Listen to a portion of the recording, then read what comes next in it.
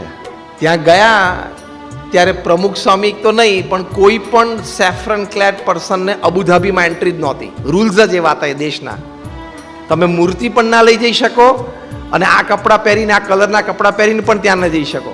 એટલે પ્રમુખ સ્વામી મહારાજે શારજામાં એવો સંકલ્પ કર્યો કે આપણે અબુધાબીમાં 2 વર્ષ પહેલાં લંડનમાં જેવું મોટું મંદિર કર્યું છે, ભારતીય સંસ્કૃતિનું સરસ એક્ઝિબિશન ગોઠવ્યું છે, ભારતીય રીત રિવાજ, રહેણીકેણી, વેશકેશ, ખાનપાન એના લોકોને આપણે દર્શન કરાવ્યા છે, લોકોને સારી વાત આપી છે, શીખવાડી છે, એ આપણે અહીંયા અબુધાબીમાં કરવું છે.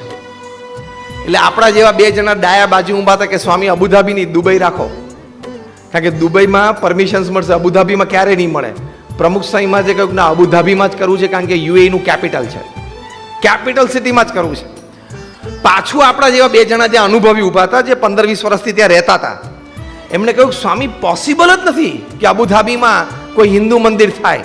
પ્રમુખ સ્વામી મહારાજ કે અબુધાબીમાં જ કરવું છે, કરો ભગવાનને પ્રાર્થના. અને ત્યાં ભગવાનને ધૂન કરી.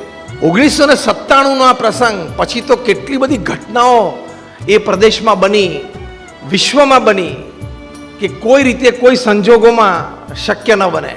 તો અબુધાબીના રાજા his royal highness Sheikh Mohamed bin Zayed અલ નહ્યને 2015માં લેખ કર્યો અને BAPS સંસ્થાને Dubai Abu Dhabi expressway, Sheikh Zayed expressway, જે પ્રાઇમ લોકેશન, એમાં 27 એકર જગ્યા ગિફ્ટમાં, ભેટમાં આપી.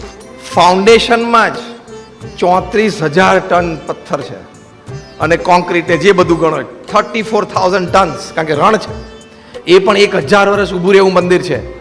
અને 7 મોટા શિખરો છે, 7 Emirates of UAE. Ganga, Yamuna અને સરસ્વતી નદી અમે પાણી વહેવડાવ્યું છે. રણમાં નદી ચાલુ 24 કલાક, ગંગા, યમુના અને સરસ્વતી.